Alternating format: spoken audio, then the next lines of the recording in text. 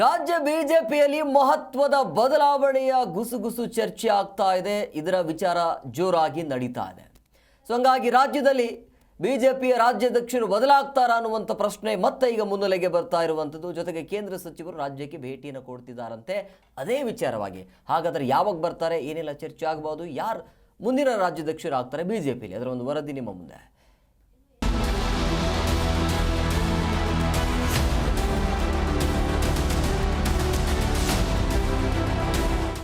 ಪ್ರಧಾನಿ ಮೋದಿಯವರನ್ನ ಕೇಂದ್ರ ಸಚಿವ ವಿ ಸೋಮಣ್ಣ ಭೇಟಿಯಾಗಿದ್ದರು.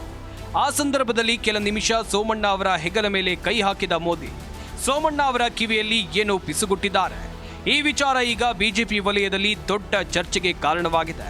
ರಾಜ್ಯ ಬಿಜೆಪಿಗರಲ್ಲಿ ಸೋಮಣ್ಣ ಕೂಡ ಹಿರಿಯರ ಪಟ್ಟಿಯಲ್ಲಿದ್ದಾರೆ.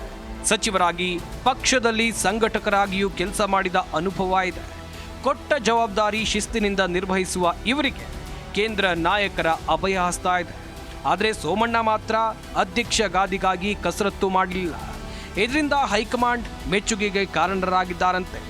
ರಾಜ್ಯಾಧ್ಯಕ್ಷ ಸ್ಥಾನದ ಬಗ್ಗೆ ಮಾಧ್ಯಮಗಳ ಪ್ರಶ್ನೆಗೆ ಆ ವಿಚಾರ ನನಗೆ ಗೊತ್ತೇ ಇಲ್ಲ ಅಂತ ಹೇಳುತ್ತಲೇ ಬಂದಿದ್ದಾರೆ. ಆದರೆ ಈಗ ಹೈಕಮಾಂಡ್ ನಾಯಕರು ಸೋಮಣ್ಣ ಮೇಲೆ ದೃಷ್ಟಿ ಹರಿಸಿದಂತಿದೆ. ರಾಜ್ಯಾಧ್ಯಕ್ಷ ಸ್ಥಾನಕ್ಕೆ ಇವರನ್ನೇ ನೇಮಿಸುವ ಸಾಧ್ಯತೆಗಳು ಹೆಚ್ಚಿದೆ ಎನ್ನಲಾಗ್ತಾ ಇದೆ. ವಿಜೇಂದ್ರ ಅಧ್ಯಕ್ಷ ಸ್ಥಾನದಲ್ಲೇ ಮುಂದುವರಿತಾರೆ. ಚೇಂಜ್ ಆಗೋ ಮಾತೇ ಇಲ್ಲ ಎನ್ನುತ್ತಿದ್ದಾರೆ ಅವರ ಆಪ್ತರು. ಅಲ್ಲದೆ ವಾರದೊಳಗೆ ಅಧಿಕೃತ ಘೋಷಣೆ ಕೂಡ ಆಗುತ್ತೆ ಎನ್ನುತ್ತಿದ್ದಾರೆ. ಆದರೆ ಒಳಗೊಳಗೆ ಆತಂಕವು ಶುರುವಾದಂತಿದೆ. ಸೋಮಣ್ಣ ಒಂದು ಕಾಲದಲ್ಲಿ ಯಡಿಯೂರಪ್ಪ ಕುಟುಂಬದ ಆಪ್ತ. ಕಳೆದ ವಿಧಾನಸಭೆಯಲ್ಲಿ ಮಸರತ್ತು ಮಾಡಿ ಸೋಲಿಸಿದ್ರು ಎಂಬ ವಿಚಾರದಿಂದ ದ್ವೇಷವೂ ಬೆಳೀತು. ಲೋಕಸಭೆ ಚುನಾವಣೆ ವೇಳೆಗೆ ಮೇಲ್ನೋಟಕ್ಕೆ ರಾಜಿಯಾದಂತೆ ಕೂಡ ಆಗಿದೆಯಷ್ಟೇ. ಸೋಮಣ್ಣ ಅವರ ಪವರ್ ಏನು ಅಂತ ವಿಜೇಂದ್ರ ಕೂಡ ಅರಿತಿದ್ದಾರೆ. ಹೀಗಾಗಿ ಸ್ಥಾನ ಉಳಿಸಿಕೊಳ್ಳೋಕೆ ಮತ್ತೆ ಪ್ರಯತ್ನ ಶುರು ಮಾಡಿದ್ರೂ ಅಚ್ಚರಿ ಇಲ್ಲ. ರಾಜ್ಯಾದ್ಯಂತ ಜನಾಕ್ರೋಶ ಯಾತ್ರೆ ಮಾಡಿ ವರ್ಚಸ್ಸು ಹೆಚ್ಚಿಸಿಕೊಂಡು ಎಲ್ಲರನ್ನ ಜೊತೆಗೊಯ್ಯುವ ಕೆಲಸವನ್ನ ವಿಜೇಂದ್ರ ಮಾಡಿದ್ರು. ಆದ್ರೆ ಅಲ್ಲಿ ಮುಂದಿನ ಸಿಎಂ ವಿಜೇಂದ್ರ ಎಂಬ ಘೋಷಣೆ ಕೂಗಿದ್ದು ಸಮಸ್ಯೆಯಾಗಿದೆ. ಇದರ ಜೊತೆಗೆ ಬಂದಿದ್ದ ಹಿರಿಯ ನಾಯಕರಿಗೆ ಕಸಿವಿಸಿಯಾಗಿದೆ. ಕೆಲ ನಾಯಕರು ಮುನಿಸಿಕೊಂಡು ಪ್ರತಿಭಟನೆಯಿಂದ ದೂರವೇ ಉಳಿದಿದ್ದಾರೆ.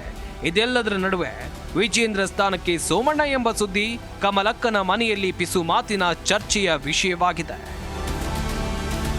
ಜನಾರ್ದನ್ ಹೆಬ್ಬಾರ್, ಜೀ ಕನ್ನಡ ನ್ಯೂಸ್, ಬೆಂಗಳೂರು.